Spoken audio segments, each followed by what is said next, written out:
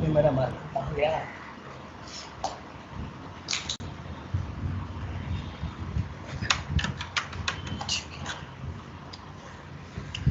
सुनो किसी का क्वेश्चन में, विस्कोसिटी का क्वेश्चन में प्रॉब्लम आ रहा था, वो मैंने पोस्ट कर दिया अभी सेंटेंस को, किताब से देखा मैंने, वो सेंटेंस को देख के पोस्ट किया, वो देख लीजिएगा आप, उससे कंफ्यूजन दूर हो जाएगा जो डिस्कशन हम डाउट में कर रहे थे। एक क्वेश्चन का डेटा गलत था तो इसलिए आंसर गलत आ रहा था। वो मैंने अपडेट कर दिया दोनों ग्रुप में।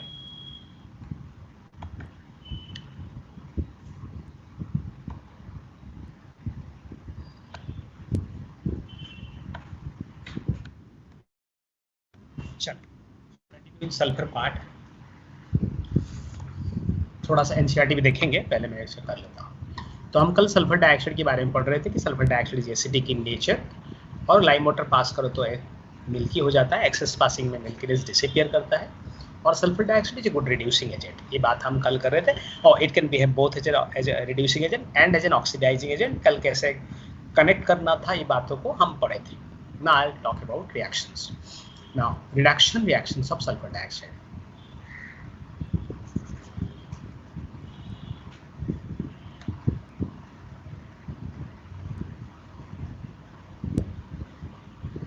क्या करना है आपको? आपको ना ऐसे समझना है, in partial equation molecular form,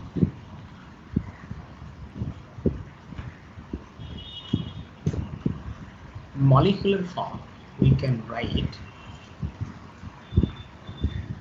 partial equation लिख रहा हूं, वो भी मॉलिक्यूलर फॉर्म में लिख रहा हूं। आप ऐसा लिख सकते हो, sulphur dioxide, water, nascent oxygen लिया तो सल्फ्रिक एसिड में कन्वर्ट हुआ। इसी बात को अगर आप आयनिक फॉर्म में लिखोगे, आपको नेसेंट ओ की जगह पे इलेक्ट्रॉन दिखेगा। इधर लेफ्ट में दिखे, राइट में दिखे, वो अलग बात है, बट इलेक्ट्रॉन दिखेगा। मॉलिक्यूलर फॉर्म में जब आप लिखोगे पार्शियल इक्वेशन तो इलेक्ट्रॉन नहीं दिखेगा बल्कि नेसेंट ऑक्सीजन दिखेगा। आयनिक फॉर्म में जिन्हें हम ऑक्सीडेशन और रिडक्शन लिखने के समय loss of electron, gain in electron दिखाते हैं, वही मॉलिक्यूलर फॉर्म में लॉस या गेन ऑफ नेसेंट ऑक्सीजन या नेसेंट हाइड्रोजन दिखाया जाता है। कल मैंने क्लियर बोला था। तो इसको आयनिक फॉर्म में रिप्रेजेंट करूं तो आपको नेसेंट ओ नहीं दिखेगा। इन अदर वर्ड्स, मैं नेसेंट ओ को इलेक्ट्रॉन के साथ ही कंपेयर कर रहा हूं। है कि आप मॉलिक्यूलर लिखेंगे तो आपको नेसेंट और नेसेंट चूज करना पड़ेगा। So how does it help मी?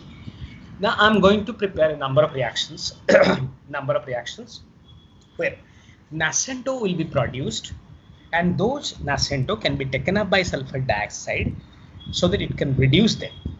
तो उसको मैं कैसे लिख रहा हूँ देखिए, it reacts with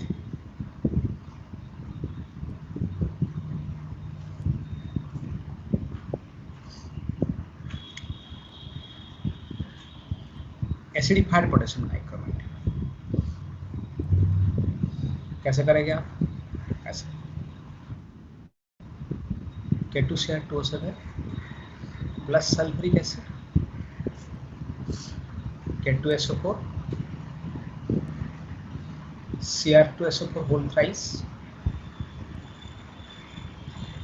water plus nascent oxygen.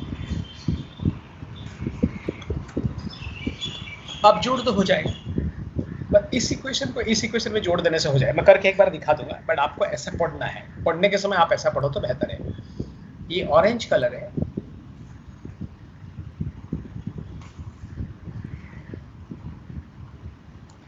Acidified potassium permanganate,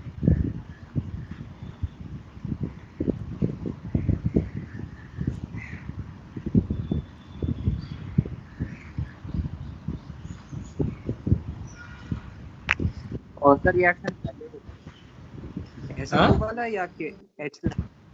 नहीं, ये सब SO2 के साथ रिएक्ट करता है। नहीं सर, मतलब कौन सा पहले होगा? वो चिंता मत कीजिए, मैं कर देता हूँ, करके दिखा दूंगा, मैं करके दिखा दूंगा। ये पर्पल कलर है, ये कलरलेस।